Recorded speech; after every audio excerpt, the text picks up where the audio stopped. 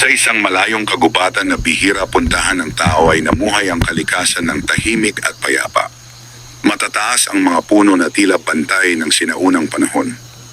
Ang lupa ay nababalutan ng makapal na dahon at lumot na parang kumot ng kalikasan. Sa gitna ng katahimikan ay may mga nilalang na hindi nakikita ng mga karaniwang tao. Isa sa mga ito ay isang mabait na duwende na matagal nang naninirahan sa ilalim ng isang matandang puno ng balete. Ang duwending ito ay kilala sa kagubatan bilang tagapagbantay ng mga nilalang na mahina at nangangailangan ng tulong. Maliit ang kanyang katawan, ngunit malaki ang kanyang puso. Tahimik siyang naglalakad sa pagitan ng mga ugat ng puno at sa mga damo habang binabantayan ang kapayapaan ng kanyang tahanan. Isang malamig na gabi ay bumalot sa buong kagubatan ng kakaibang katahimikan. Ang buwan ay nakasilip sa pagitan ng mga dahon habang ang hangin ay marahang dumadaloy sa pagitan ng mga sanga. Sa oras na iyon ay may dalawang maliit na nilalang na iniwan sa gitna ng kagubatan. Sila ay dalawang sanggol na kambal na nakabalot lamang sa lumang tela. Ang kanilang munting katawan ay nanginginig sa lamig ng gabi. Ang kanilang mga mata ay sarado at ang kanilang paghinga ay mahina.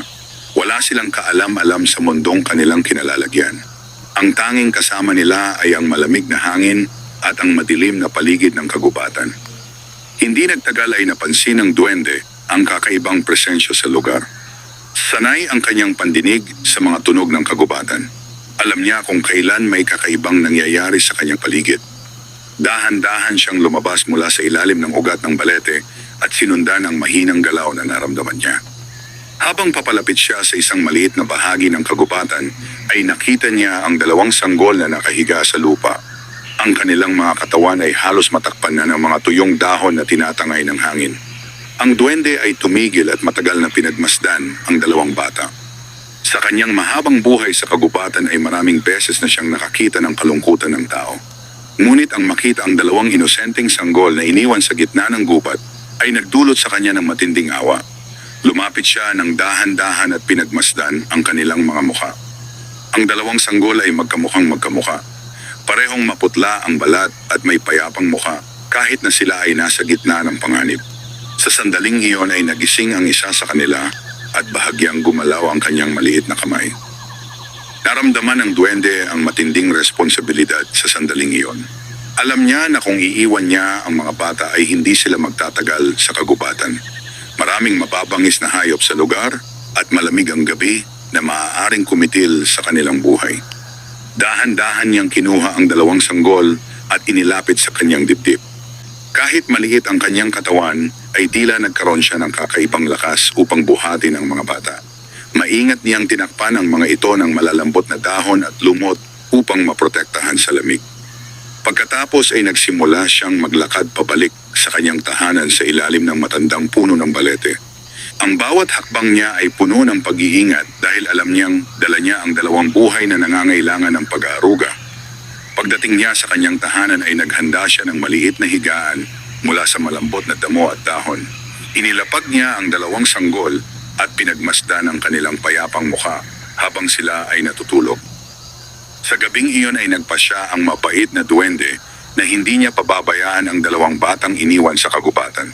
Sa kanyang puso ay tumubo ang isang pangakong aalagaan niya ang kambal na ito na parang sarili niyang mga anak.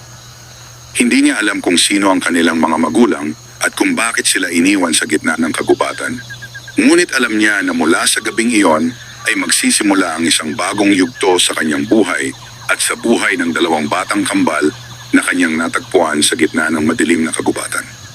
Sumikat ang araw sa ibabaw ng kagubatan at dahan-dahan na nagising ang kalikasan mula sa mahabang gabi. Ang liwanag ng umaga ay sumilip sa pagitan ng mga dahon at nagbigay ng mainit na kulay sa paligid ng matandang puno ng balete. Sa ilalim ng ugat nito ay tahimik na nakahiga ang dalawang sanggol na kambal na natagpuan ng mabait na duwende noong nakaraang gabi. Ang duwende ay matagal nang gising bago pa sumikat ang araw. Tahimik siyang nakaupo sa tabi ng mga bata habang pinagmamasdan ang kanilang paghinga. Sa kanyang puso ay may kakaibang pakiramdam na matagal na niyang hindi naramdaman. Isang pakiramdam ng pag-aalaga at responsibilidad. Sa buong buhay niya sa kagubatan ay sanay siyang mamuhay mag-isa. Ang kanyang araw ay palaging puno ng paglalakad sa pagitan ng mga puno at pag-aalaga sa kalikasan. Ngunit ngayon ay may dalawang maliit na buhay na umaasa sa kanya. Dahan-dahan na nagising ang isa sa mga sanggol. Bahagyang gumalaw ang kanyang katawan at marahang iminulat ang kanyang mga mata. Ang liwanag ng umaga ay tumama sa kanyang mukha at nagbigay ng mahinang kinang sa kanyang mga mata. Napansin ito ng duwende at agad siyang lumapit. Tahimik niyang pinagmasdan ang bata na tila naghahanap ng init at yakap. Ang maliit na kamay ng sanggol ay gumalaw sa hangin na parang may hinahanap. Sa sandaling iyon ay dahan-dahan siyang sumandal sa tabi ng bata upang maramdaman nito ang presensya ng isang nag-aalaga. Hindi nagtagal ay nagising din ang ikalawang sanggol at nagsimulang gumalaw. Pareho silang mahina ngunit malinaw na kailangan nila ng pagkain at pag-aaruga. Alam ng duwende na hindi magiging madali ang pag-aalaga sa dalawang sanggol, ngunit buo na ang kanyang desisyon. Lumabas siya mula sa ilalim ng balete upang maghanap ng makakatulong sa kanyang bagong tungkulin. Sa kagubatan ay may mga halaman na nagbibigay ng sustansya at may mga ibon na madalas niyang kaibigan. Ang kalikasan ay matagal ng kakampi ng duwende at ngayon ay umaasa siya na matutulungan siya nito sa pag-aalaga sa dalawang bata.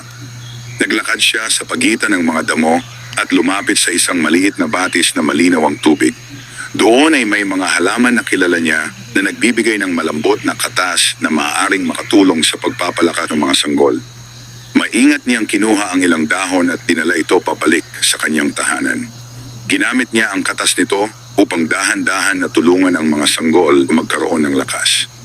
Ang dalawang bata ay tila nakaramdam ng ginhawa. Ang kanilang mga galaw ay naging mas payapa at ang kanilang paghinga ay naging mas maayos. Tahimik na pinagmasdan sila ng duwende habang ang liwanag ng araw ay unti-unting pumupuno sa paligid ng balete. Habang lumilipas ang mga oras ng umaga, ay lalo niyang napansin ang pagkakapareho ng kambal. Pareho ang hugis ng kanilang mukha at pareho ang liwanag ng kanilang mga mata. Ngunit sa kabila ng kanilang pagkakapareho, ay may kakaibang damdamin na nagsasabing magkaiba ang kanilang kapalaran.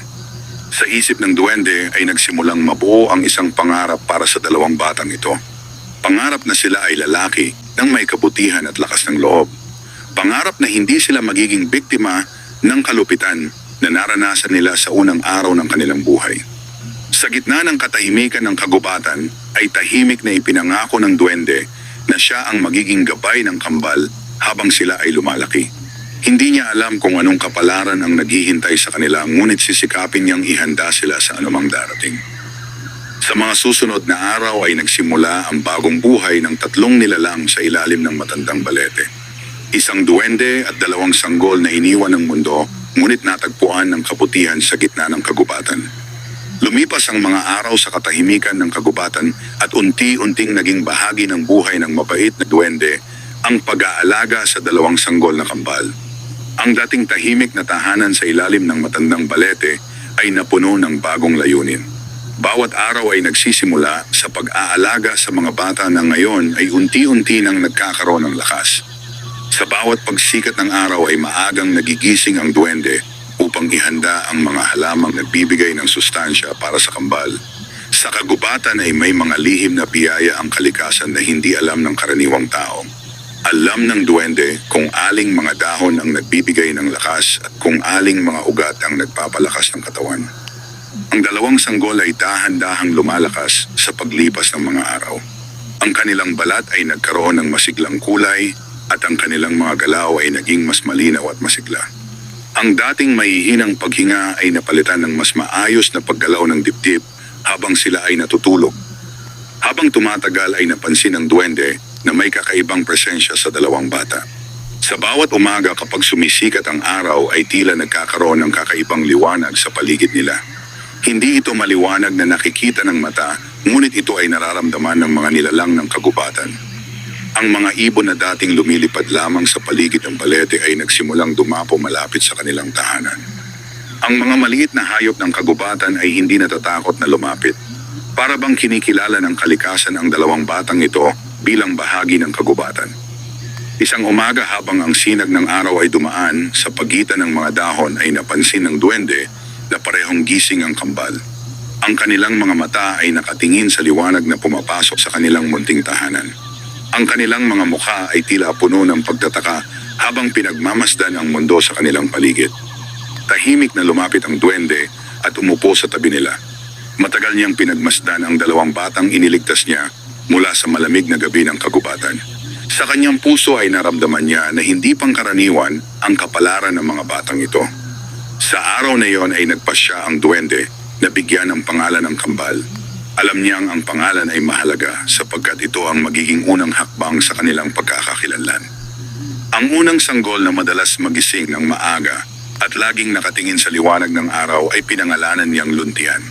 Ang pangalang ito ay sumisimbolo sa buhay at pag-asa na matatagpuan sa kagubatan. Ang ikalawang sanggol na may mas tahimik na kilos at tila laging nakatingin sa kalangitan ay pinangalanan niyang Silang. Ang pangalang ito ay sumisimbolo sa bagong simula na dumating sa kanilang buhay. Mula sa araw na iyon ay hindi na lamang dalawang sanggol ang nakatira sa ilalim ng balete. Sila ay sina Luntian at Silang na parehong lumalaki sa ilalim ng pag-aaruga ng mabait na duwende. Habang lumilipas ang panahon ay lalo pang tumitibay ang ugnayan ng tatlo. Ang duwende ay naging parang ama na nagbabantay sa bawat sandali ng kanilang paglaki. Ang kambal naman ay tila likas na nakakaramdam ng kanyang kabutihan. Sa gitna ng kagubatan na malayo sa ingay ng mundo ay nagsisimula ang isang kakaibang kwento ng pagpapalaki at paghubog sa dalawang batang iniwan ng kakapalaran ngunit tinanggap ng kabutihan. Habang patuloy na umiikot ang araw at gabi, ay unti-unting nagbabago ang buhay sa ilalim ng matandang balete. Ang mga sanggol ay hindi na mananatiling maliit magpakailanman. Darating ang araw na sila ay lalakad at matutong unawain ang mundo sa kanilang paligid. At sa paglipas ng panahon ay magsisimulang umusbong ang kapalaran na matagal nang naghihintay sa dalawang batang kambal na minsang iniwan sa gitna ng madilim na kagubatan. Patuloy na umikot ang panahon sa kagubatan. Ang mga araw ay lumipas at ang mga gabi ay dumaan na parang tahimik na agos ng ilog. Sa ilalim ng matandang puno ng balete ay patuloy na lumalaki sina Luntian at Silang sa pag-aaruga ng mabait na duwende. Ang dalawang sanggol na minsang iniwan sa gitna ng malamig na kagubatan ay hindi na katulad ng dati. Ang kanilang mga katawan ay naging mas malakas at ang kanilang mga galaw ay masigla na. Ang kanilang mga mata ay puno ng buhay at unti-unti nilang nakikilala ang mundo sa kanilang paligid. Sa bawat araw ay pinagmamasdan sila ng duwende habang sila ay natutong gumalaw at gumapang sa malambot na damo sa loob ng kanilang tahanan. Ang dating maliit na higaan na gawa sa dahon ay ngayon ay puno ng galaw at buhay. Si Luntian ay madalas na unang gumising tuwing umaga. Kapag ang sinag ng araw ay sumisilip sa pagitan ng mga dahon ay agad niyang binubuksan ang kanyang mga mata at tila sinusundan ng liwanag. Ang kanyang mga kamay ay madalas umaabot sa mga sinag ng araw na parang nais niyang hawakan ng liwanag. Si Silang naman ay mas tahimik ngunit mas mapagmasid. Kapag siya ay gising ay madalas siyang tumitingin sa paligid na parang pinagmamasdan ang bawat galaw ng kalikasan. Ang kanyang mga mata ay tila nakikinig sa mga lihim ng kagubatan. Ang duwende ay madalas na nakaupo sa tabi nila habang sila ay naglalaro sa damo. Sa kanyang puso ay may kakaibang kasiyahan sa bawat sandali na nakikita niya ang kanilang paglaki. Hindi niya inaasahan na darating ang araw na ang kanyang tahimik na buhay ay mapupuno ng ganitong kaligayahan. Isang araw habang ang hangin ay marahang dumadaloy sa pagitan ng mga puno ay napansin ng duwende ang kakaibang pangyayari. Habang naglalaro si Luntian sa damo ay may isang maliit na ibon na dahan-dahan na lumapit sa kanya. Ang ibon ay hindi natakot. Sa halip ay lumapit ito at tumigil sa harap ng bata. Si Luntian ay tumingin dito at marahang gumalaw ang kanyang kamay. Sa sandaling iyon ay hindi lumipad ang ibon. Tahimik lamang itong nanatili na parang kinikilala ang bata. Ilang sandali pa ay dumapo ito sa malapit na sanga at patuloy na pinagmamasdan ang kambal. Napansin din ito ni Silang na tahimik na nakatingin sa pangyayari.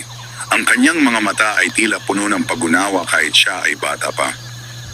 Naramdaman ng duwende ang kakaibang enerhiya sa paligid.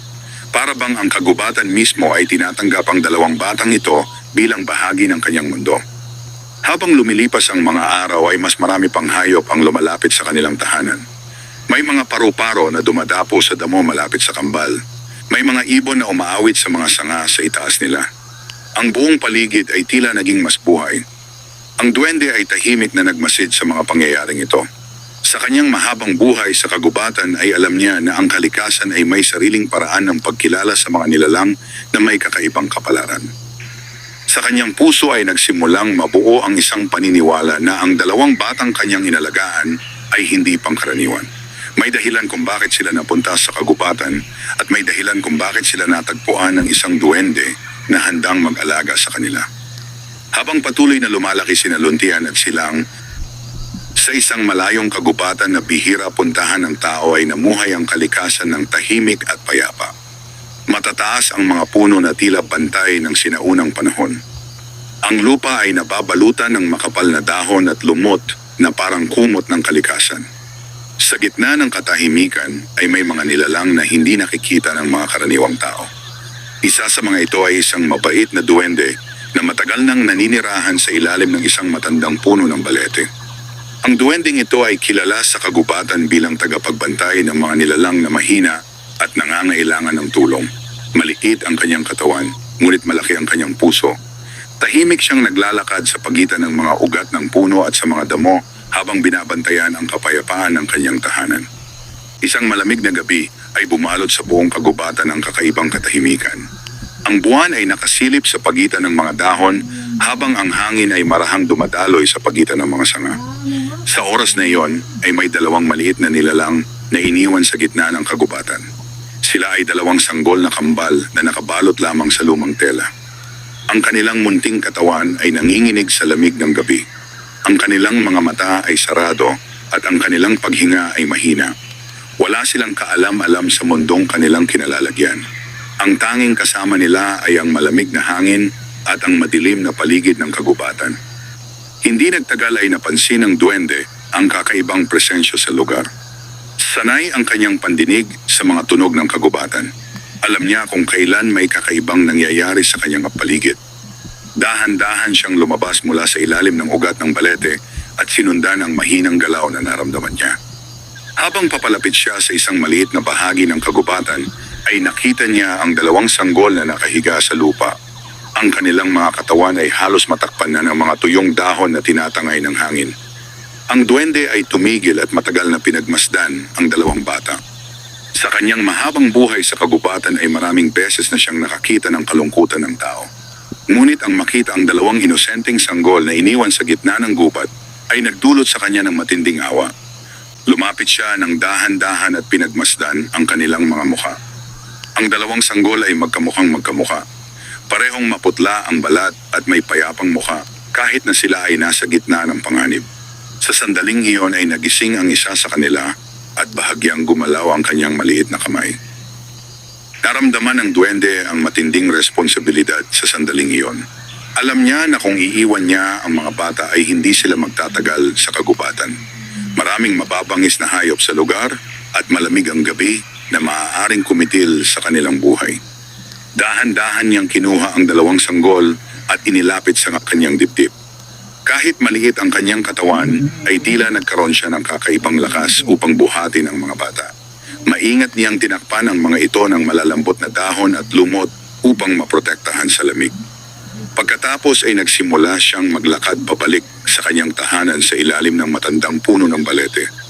Ang bawat hakbang niya ay puno ng pag-iingat dahil alam niyang dala niya ang dalawang buhay na nangangailangan ng pag-aaruga. Pagdating niya sa kanyang tahanan ay naghanda siya ng maliit na higaan mula sa malambot na damo at dahon. Inilapag niya ang dalawang sanggol at pinagmasdan ang kanilang payapang mukha habang sila ay natutulog. Sa gabing iyon ay nagpasya ang mabait na duwende na hindi niya pababayaan ang dalawang batang iniwan sa kagubatan. Sa kanyang puso ay tumubo ang isang pangakong aalagaan niya ang kambal na ito na parang sarili niyang mga anak. Hindi niya alam kung sino ang kanilang mga magulang at kung bakit sila iniwan sa gitna ng kagubatan. Ngunit alam niya na mula sa gabing iyon ay magsisimula ang isang bagong yugto sa kanyang buhay at sa buhay ng dalawang batang kambal na kanyang natagpuan sa gitna ng madilim na kagubatan. Sumikat ang araw sa ibabaw ng kagubatan at dahan-dahan na nagising ang kalikasan mula sa mahabang gabi. Ang liwanag ng umaga ay sumilip sa pagitan ng mga dahon at nagbigay ng mainit na kulay sa paligid ng matandang puno ng balete. Sa ilalim ng ugat nito ay tahimik na nakahiga ang dalawang sanggol na kambal na natagpuan ng mabait na duwende noong nakaraang gabi. Ang duwende ay matagal nang gising bago pa sumikat ang araw. Tahimik siyang nakaupo sa tabi ng mga bata habang pinagmamasdan ang kanilang paghinga. Sa kanyang puso ay may kakaibang pakiramdam na matagal na niyang hindi naramdaman. Isang pakiramdam ng pag-aalaga at responsibilidad. Sa buong buhay niya sa kagubatan ay sanay siyang mamuhay mag-isa. Ang kanyang araw ay palaging puno ng paglalakad sa pagitan ng mga puno at pag-aalaga sa kalikasan. Ngunit ngayon ay may dalawang maliit na buhay na umaasa sa kanya. Dahan-dahan na nagising ang isa sa mga sanggol, bahagyang gumalaw ang kanyang katawan at marahang iminulat ang kanyang mga mata. Ang liwanag ng umaga ay tumama sa kanyang mukha at nagbigay ng mahinang kinang sa kanyang mga mata. Napansin ito ng duwende at agad siyang lumapit. Tahimik niyang pinagmasdan ang bata na tila naghahanap ng init at yakap. Ang maliit na kamay ng sanggol ay gumalaw sa hangin na parang may hinahanap. Sa sandaling iyon ay dahan-dahan siyang sumandal sa tabi ng bata upang maramdaman nito ang presensya ng isang nag-aalaga. Hindi nagtagal ay nagising din ang ikalawang sanggol at nagsimulang gumalaw. Pareho silang mahina ngunit malinaw na kailangan nila ng pagkain at pag-aaruga. Alam ng duwende na hindi magiging madali ang pag-aalaga sa dalawang sanggol, ngunit buo na ang kanyang desisyon. Lumabas siya mula sa ilalim ng balete upang maghanap ng makakatulong sa kanyang bagong tungkulin. Sa kagubatan ay may mga halaman na nagbibigay ng sustansya at may mga ibon na madalas niyang kaibigan. Ang kalikasan ay matagal ng kakampi ng duwende at ngayon ay umaasa siya na matutulungan siya nito sa pag-aalaga sa dalawang bata. Naglakad siya sa pagitan ng mga damo at lumapit sa isang maliit na batis na malinaw ang tubig. Doon ay may mga halaman na kilala niya na nagbibigay ng malambot na katas na maaaring makatulong sa pagpapalakas ng mga sanggol. Maingat niyang kinuha ang ilang dahon at dinala ito pabalik sa kanyang tahanan. Ginamit niya ang katas nito upang dahan-dahan na tulungan ang mga sanggol na magkaroon ng lakas. Ang dalawang bata ay tila nakaramdam ng ginhawa. Ang kanilang mga galaw ay naging mas payapa at ang kanilang paghinga ay naging mas maayos. Tahimik na pinagmasdan sila ng duwende habang ang liwanag ng araw ay unti-unting pumupuno sa paligid ng balete. Habang lumilipas ang mga oras ng umaga, ay lalo niyang napansin ang pagkakapareho ng kambal. Pareho ang hugis ng kanilang mukha at pareho ang liwanag ng kanilang mga mata. Ngunit sa kabila ng kanilang pagkakapareho, ay may kakaibang damdamin na nagsasabing magkaiba ang kanilang kapalaran. Sa isip ng duwende ay nagsimulang mabuo ang isang pangarap para sa dalawang batang ito. Pangarap na sila ay lalaki ng may kabutihan at lakas ng loob. Pangarap na hindi sila magiging biktima ng kalupitan na naranasan nila sa unang araw ng kanilang buhay. Sa gitna ng katahimikan ng kagubatan ay tahimik na ipinangako ng duwende na siya ang magiging gabay ng kambal habang sila ay lumalaki. Hindi niya alam kung anong kapalaran ang naghihintay sa kanila, ngunit sisikapin niyang ihanda sila sa anumang darating. Sa mga susunod na araw ay nagsimula ang bagong buhay ng tatlong nilalang sa ilalim ng matandang balete. Isang duwende at dalawang sanggol na iniwan ng mundo, ngunit natagpuan ng kabutihan sa gitna ng kagubatan. Lumipas ang mga araw sa katahimikan ng kagubatan at unti-unting naging bahagi ng buhay ng mabait na duwende ang pag-aalaga sa dalawang sanggol na kambal. Ang dating tahimik na tahanan sa ilalim ng matandang balete ay napuno ng bagong layunin. Bawat araw ay nagsisimula sa pag-aalaga sa mga bata na ngayon ay unti-unti nang nagkakaroon ng lakas. Sa bawat pagsikat ng araw ay maagang nagigising ang duwende upang ihanda ang mga halamang nagbibigay ng sustansya para sa kambal. Sa kagubatan ay may mga lihim na biyaya ang kalikasan na hindi alam ng karaniwang tao. Alam ng duwende kung aling mga dahon ang nagbibigay ng lakas at kung aling mga ugat ang nagpapalakas ng katawan. Ang dalawang sanggol ay dahan-dahang lumalakas sa paglipas ng mga araw. Ang kanilang balat ay nagkaroon ng masiglang kulay at ang kanilang mga galaw ay naging mas malinaw at masigla. Ang dating mahihinang paghinga ay napalitan ng mas maayos na paggalaw ng dibdib habang sila ay natutulog. Habang tumatagal ay napansin ng duwende na may kakaibang presensya sa dalawang bata. Sa bawat umaga kapag sumisikat ang araw ay tila nagkakaroon ng kakaibang liwanag sa paligid nila. Hindi ito maliwanag na nakikita ng mata, ngunit ito ay nararamdaman ng mga nilalang ng kagubatan. Ang mga ibon na dating lumilipad lamang sa paligid ng balete ay nagsimulang dumapo malapit sa kanilang tahanan. Ang mga maliit na hayop ng kagubatan ay hindi natatakot na lumapit. Para bang kinikilala ng kalikasan ang dalawang batang ito bilang bahagi ng kagubatan. Isang umaga habang ang sinag ng araw ay dumaan sa pagitan ng mga dahon ay napansin ng duwende na parehong gising ang kambal. Ang kanilang mga mata ay nakatingin sa liwanag na pumapasok sa kanilang munting tahanan. Ang kanilang mga mukha ay tila puno ng pagtataka habang pinagmamasdan ang mundo sa kanilang paligid. Tahimik na lumapit ang duwende at umupo sa tabi nila. Matagal niyang pinagmasdan ang dalawang batang iniligtas niya mula sa malamig na gabi ng kagubatan. Sa kanyang puso ay naramdaman niya na hindi pangkaraniwan ang kapalaran ng mga batang ito. Sa araw na iyon ay nagpasya ang duwende na bigyan ng pangalan ng kambal. Alam niyang ang pangalan ay mahalaga sapagkat ito ang magiging unang hakbang sa kanilang pagkakakilanlan. Ang unang sanggol na madalas magising ng maaga at laging nakatingin sa liwanag ng araw ay pinangalanan niyang Luntian. Ang pangalang ito ay sumisimbolo sa buhay at pag-asa na matatagpuan sa kagubatan. Ang ikalawang sanggol na may mas tahimik na kilos at tila laging nakatingin sa kalangitan ay pinangalanan niyang Silang. Ang pangalang ito ay sumisimbolo sa bagong simula na dumating sa kanilang buhay. Mula sa araw na iyon ay hindi na lamang dalawang sanggol ang nakatira sa ilalim ng balete. Sila ay sina Luntian at Silang na parehong lumalaki sa ilalim ng pag-aaruga ng mabait na duwende. Habang lumilipas ang panahon ay lalo pang tumitibay ang ugnayan ng tatlo. Ang duwende ay naging parang ama na nagbabantay sa bawat sandali ng kanilang paglaki. Ang kambal naman ay tila likas na nakakaramdam ng kanyang kabutihan. Sa gitna ng kagubatan na malayo sa ingay ng mundo ay nagsisimula ang isang kakaibang kwento ng pagpapalaki at paghubog sa dalawang batang iniwan ng kakapalaran ngunit tinanggap ng kabutihan. Habang patuloy na umiikot ang araw at gabi, ay unti-unting nagbabago ang buhay sa ilalim ng matandang balete. Ang mga sanggol ay hindi na mananatiling maliit magpakailanman. Darating ang araw na sila ay lalakad at matutong unawain ang mundo sa kanilang paligid. At sa paglipas ng panahon ay magsisimulang umusbong ang kapalaran na matagal nang naghihintay sa dalawang batang kambal na minsang iniwan sa gitna ng madilim na kagubatan. Patuloy na umikot ang panahon sa kagubatan. Ang mga araw ay lumipas at ang mga gabi ay dumaan na parang tahimik na agos ng ilog. Sa ilalim ng matandang puno ng balete ay patuloy na lumalaki sina Luntian at Silang sa pag-aaruga ng mabait na duwende. Ang dalawang sanggol na minsang iniwan sa gitna ng malamig na kagubatan ay hindi na katulad ng dati. Ang kanilang mga katawan ay naging mas malakas at ang kanilang mga galaw ay masigla na. Ang kanilang mga mata ay puno ng buhay at unti-unti nilang nakikilala ang mundo sa kanilang paligid. Sa bawat araw ay pinagmamasdan sila ng duwende habang sila ay natutong gumalaw at gumapang sa malambot na damo sa loob ng kanilang tahanan. Ang dating maliit na higaan na gawa sa dahon ay ngayon ay puno ng galaw at buhay.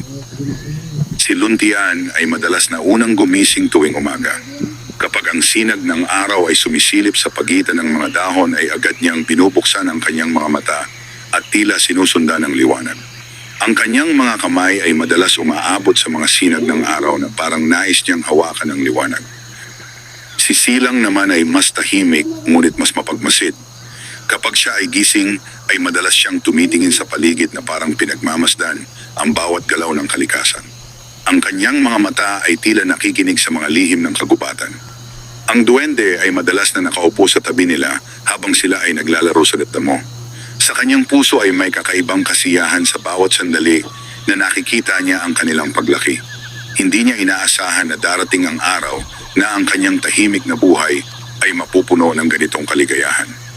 Isang araw habang ang hangin ay marahang dumadaloy sa pagitan ng mga puno ay napansin ng duwende ang kakaibang pangyayari.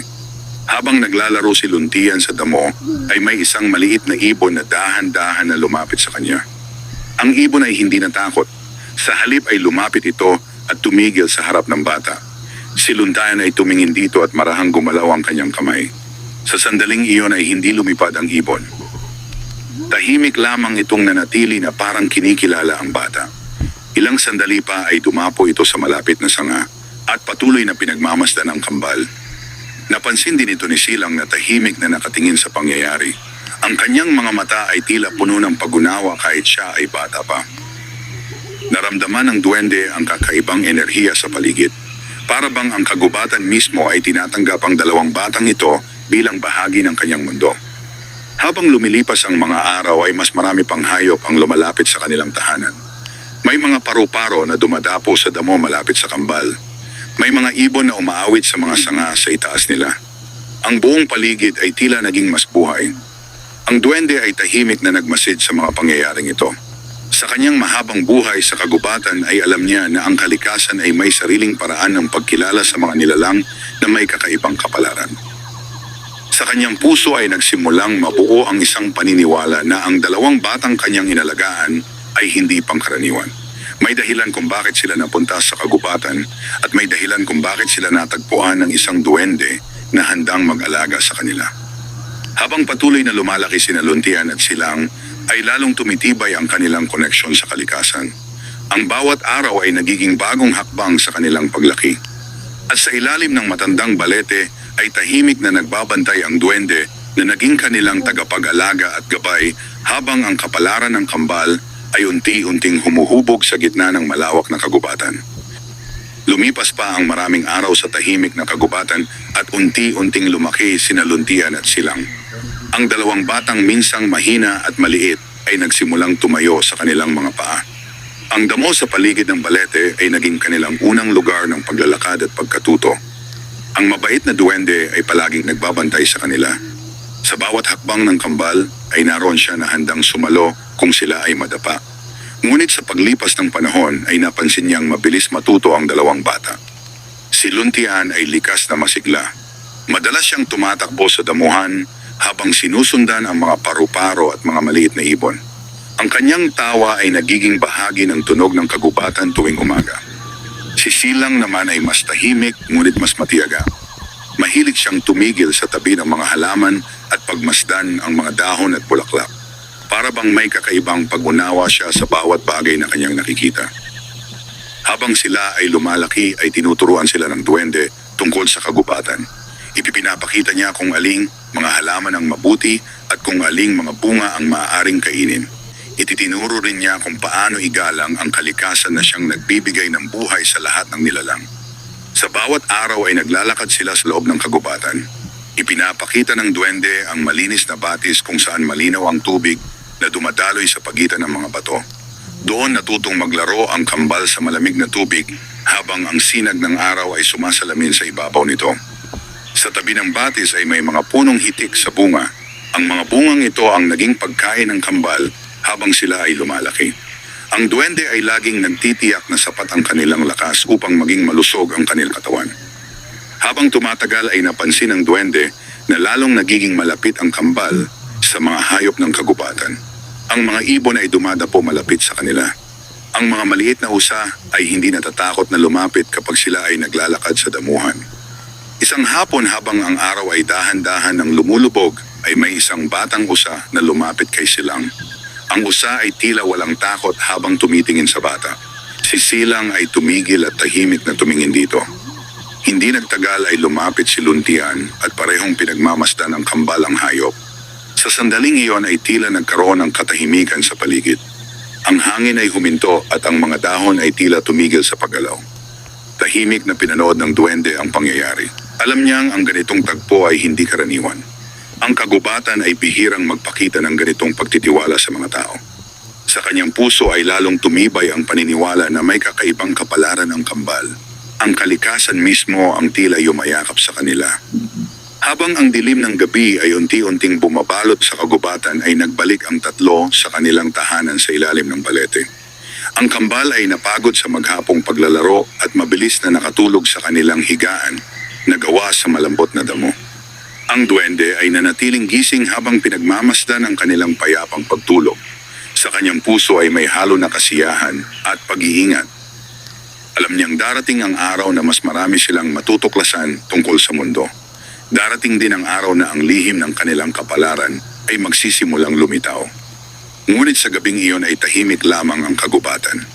Sa ilalim ng matandang balete ay payapang natutulog ang kambal na sina Luntian At silang habang ang mabait na duwende ay patuloy na nagbabantay sa kanilang kinabukasan. Patuloy na dumaan ang mga araw sa malawak na kagubatan. Ang hangin ay patuloy na dumadaloy sa pagitan ng mga puno at ang liwanag ng araw ay dumarating tuwing umaga na parang bagong simula. Sa ilalim ng matandang balete ay lalo pang lumalaki sina Luntia at Silang. Ang kanilang mga hakbang ay naging mas matatag at ang kanilang mga mata ay puno ng pag-unawa sa mundo sa kanilang paligid. Ang dating maliliit na bata ay unti-unti nang nagiging matapang at malakas. Ang mabait na duwende ay patuloy na gumagabay sa kanila sa bawat araw. Itinuro niya kung paano makinig sa galaw ng kagubatan. Itinuro niya kung paano igalang ang bawat puno at bawat hayop na kanilang makikita. Isang umaga ay nagpasya ang duwende na dalhin ang kambal sa mas malalim na bahagi ng kagubatan. Ang lugar na ito ay bihirang puntahan ng mga tao at puno ng mga sinaunang puno na matagal nang nakatayo sa lupa. Habang naglalakad sila sa pagitan ng matataas na damo at malalaking ugat ng mga puno ay tahimik na nakatingin ang kambal sa paligid. Ang bawat tunog ng dahon at bawat galaw ng hangin ay tila may kahulugan sa kanilang pandinig. Pagdating nila sa isang malawak na bahagi ng kagubatan ay tumigil ang duwende. Sa gitna ng lugar na iyon ay may isang napakalaking puno na mas matanda pa sa karamihan ng mga puno sa paligid. Ang punong ito ay tila bantay ng lugar. Ang mga ugat nito ay malawak na nakakalat sa lupa at ang mga sanga nito ay umaabot sa mataas na bahagi ng langit.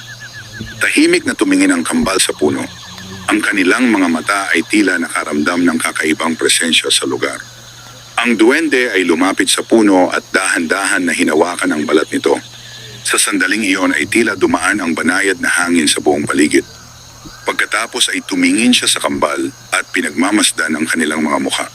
Sa kanyang puso ay naramdaman niya na ito ang tamang panahon upang ipakilala sa kanila ang mas malalim na bahagi ng kagubatan.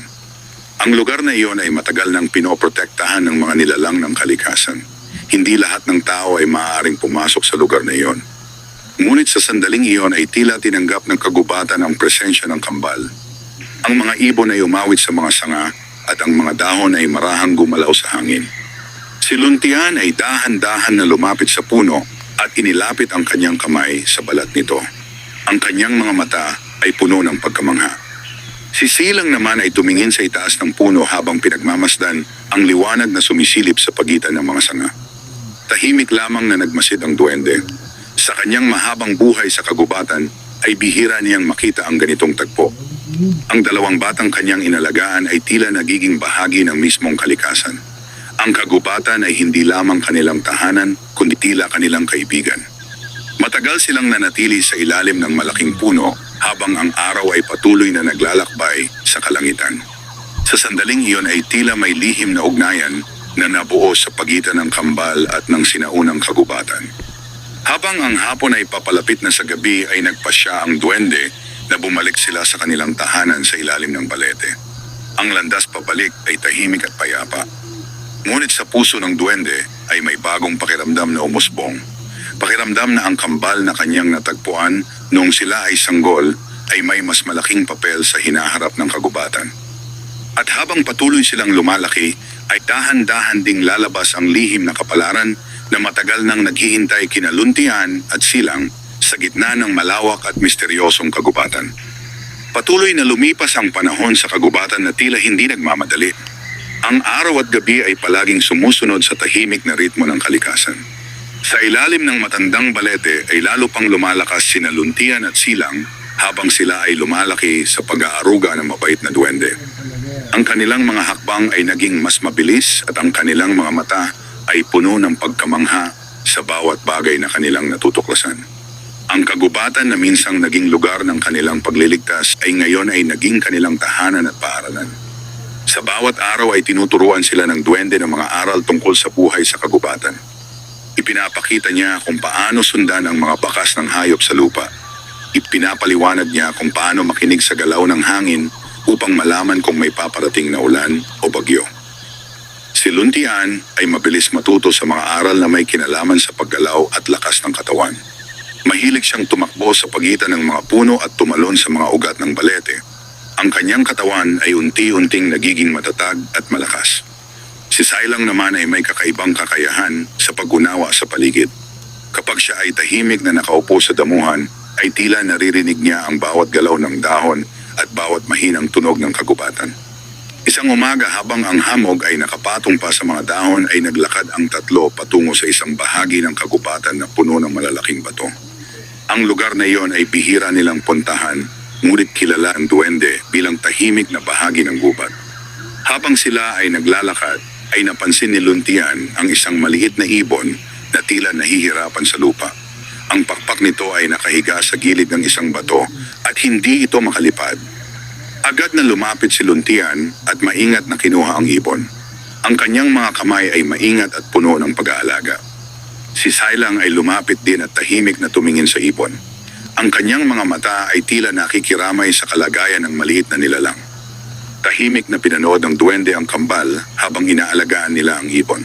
Sa sandaling iyon ay nakita niya ang kabutihan na unti-unting lumalago sa kanilang mga puso.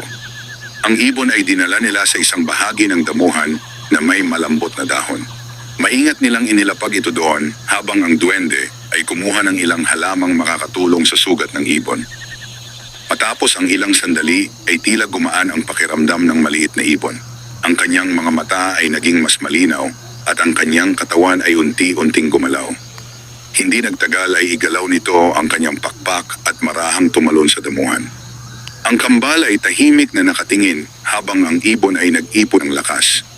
Sa sandaling iyon ay biglang lumipad ang ibon at umikot sa itaas ng kanilang ulo bago ito tuluyang lumipad patungo sa kalangitan. Tahimik nang ngumiti ang duwende habang pinagmamasdan ang kambal. Alam niya na ang tunay na lakas ng isang nilalang ay hindi lamang nasusukat sa lakas ng katawan, kundi sa kabutihan ng puso. Habang ang araw ay patuloy na umaakyat sa kalangitan, ay nagpatuloy ang tatlo sa kanilang paglalakad sa kagubatan. Ang bawat araw ay nagiging bagong aral para kina Luntian at Silang. Sa kanilang paglaki ay hindi lamang lakas ang kanilang natutunan, kundi pati ang halaga ng pag-aalaga sa mga nilalang na mas mahina sa kanila. At sa gitna ng katahimikan ng kagubatan, ay patuloy na hinuhubog ng panahon ang puso at isipan ng kambal na minsang iniwan ng mundo, ngunit tinanggap ng kabutihan ng isang mabait na duwende. Habang patuloy na umiikot ang panahon sa kagubatan, ay lalo pang nagiging malinaw ang pagbabago kina Luntian at Silang. Ang dalawang batang minsang iniwan sa gitna ng gubat ay ngayon ay nagiging matatag na mga kabataan na sanay sa buhay sa ilalim ng mga puno at sa tabi ng mga batis. Ang kanilang mga araw ay puno ng pag-aaral at pagtuklas.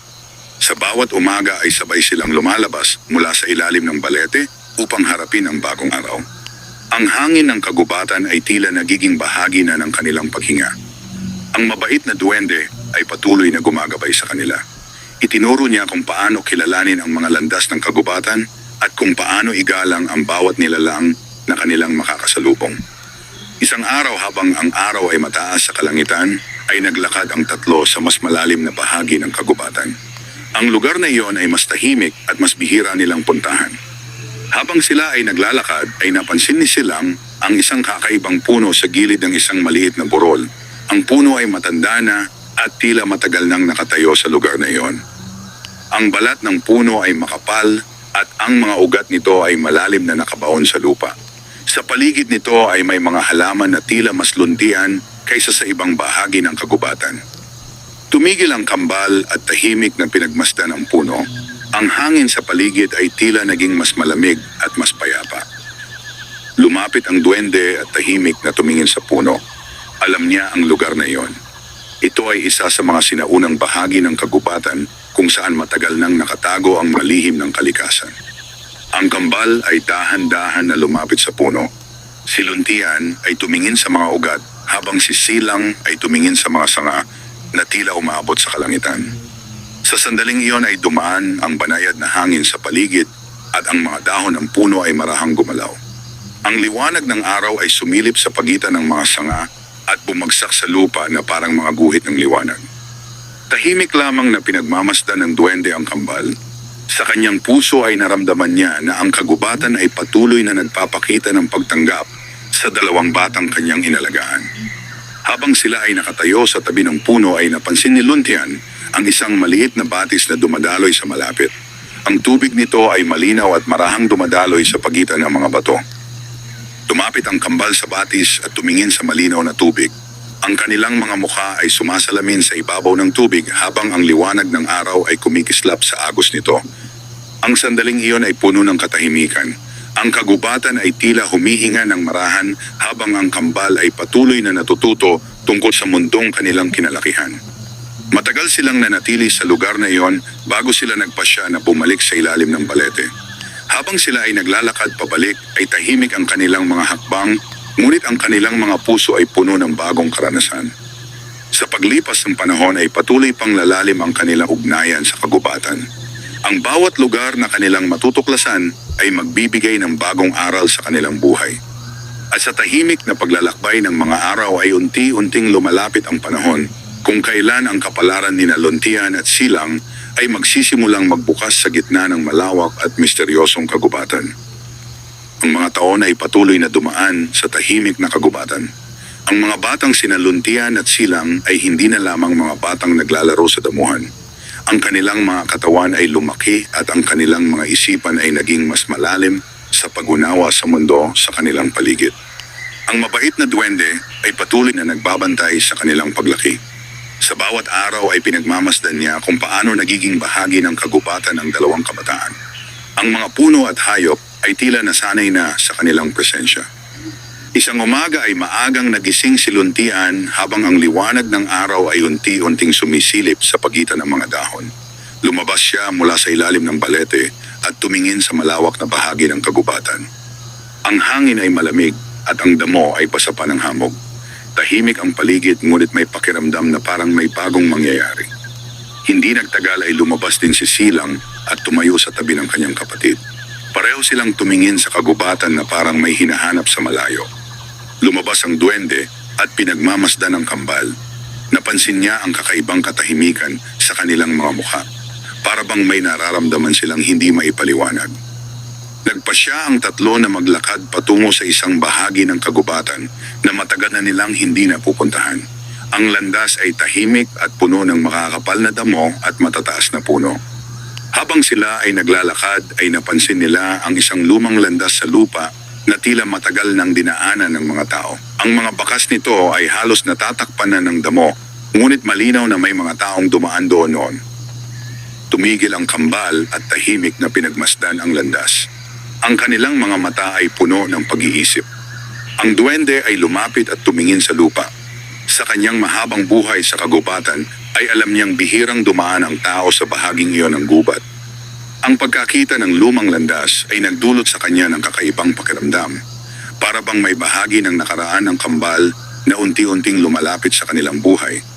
Si Lontian ay dahan-dahan na naglakad sa gilid ng landas habang si Silang ay tahimik na nakatingin sa malayo.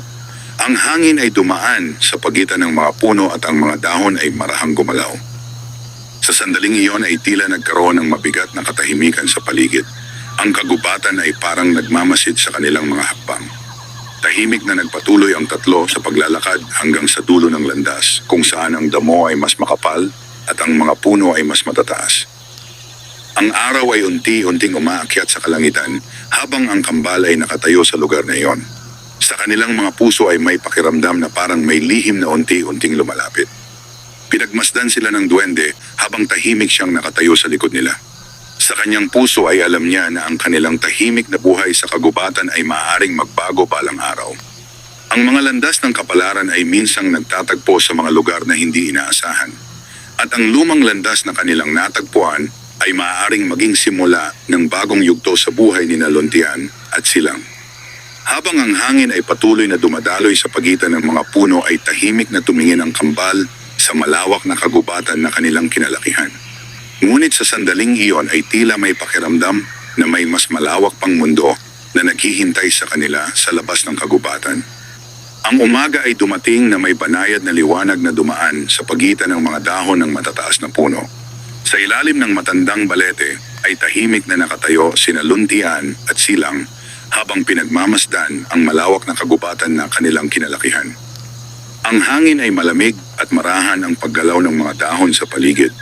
Ang mga tunog ng ibon at ang agos ng malayong batis ay bumubuo ng musika ng kalikasan na matagal ng bahagi ng kanilang buhay. Sa likod nila ay tahimik na nakatayo ang mabait na duwende na nagpalaki sa kanila mula nang sila ay sanggol. Ang kanyang mga mata ay puno ng pagninilay habang pinagmamasdan ang kambal na minsang kanyang natagpuan sa gitna ng malamig na gabi sa kagubatan. Ang mga taon ng pag-aalaga ay nagbigay ng lakas at karunungan kina Luntian at Silang.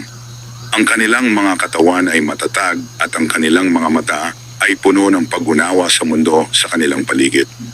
Ngunit sa umagang iyon ay may kakaibang pakiramdam sa hangin. Para bang ang katahimikan ng kagubatan ay nagdadala ng mensahe na matagal nang naghihintay na marinig.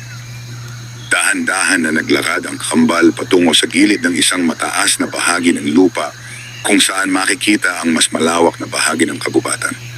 Ang mga puno ay tila walang katapusan habang ang liwanag ng araw ay sumasalamin sa kanilang mga dahon. Tahimik na tumayo si Luntian habang nakatingin sa malayo. Ang kanyang mga mata ay tila naghahanap ng sagot sa mga tanong na matagal nang nasa kanyang isipan. Sa tabi niya ay nakatayo si Silang na may parehong katahimikan sa kanyang mukha. Ang kanyang mga mata ay tila nakatingin hindi lamang sa kagubatan kundi sa hinaharap na hindi pa nila nakikita. Ang mabait na duwende ay lumapit at tumayo sa kanilang likuran. Sa kanyang puso ay alam niya na ang panahon ng kanilang pagkabata ay unti-unti nang nagtatapos. Ang kagubatan ay naging kanilang tahanan at guro. Dito nila natutunan ang kabutihan at paggalang sa buhay ng bawat nilalang. Ngunit ang mundo ay mas malawak kaysa sa kagubatan na kanilang kinalakihan. May mga landas na naghihintay sa kanila sa hinaharap na maaaring magdala ng bagong karanasan at bagong pagsubok. Tahimik na tumingin ang kambal sa isa't isa.